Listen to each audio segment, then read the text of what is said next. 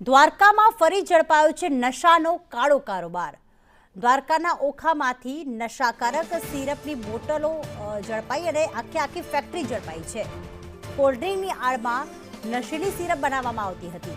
પોલીસે દરોડા પાડીને 3 વ્યક્તિઓની ધરપકડ કરી છે। નોન આલ્કોહોલિક ડ્રિંકની આડમાં આ નશીલી સિરપ વેચાતી હતી, જેમાં જીયાન્સ એન્ડ ગુરુદેવ કોલ્ડ્રિંક નામની ફેક્ટરી હતી, જેમાં કોલ્ડ્રિંક નહીં પણ નશાકારક સિરપ બનાવવામાં આવતી હતી અને તે કોલ્ડ્રિંકની બોટલમાં ભરવામાં આવતી હતી। 36,600 કિંમતની 660 બોટલ જપ્ત કરી કાર્યવાહી શરૂ કરાઈ છે, તો ગુના સાથે સંકળાયેલા વધુ 2ની શોધખોળ શરૂ કરાઈ। અને આ આરોપીઓ જે છે એ બધી વસ્તુ જાણતા હોવા છતાં પણ લોકોના સ્વાસ્થ્ય સાથે ચેડા થાય એવી રીતે એમણે પ્રોડક્શન ખાનગી રીતે બધું ચાલુ કરેલું હતું। અને પોલીસને સમયસર જ બાતમી મળતા તુરંત જ કાર્યવાહી કરવામાં આવેલ છે। જો સમયસર આ વસ્તુ કદાચ ના મળી હોત તો કદાચ આમના ગંભીર પરિણામ પણ હોઈ શકતા।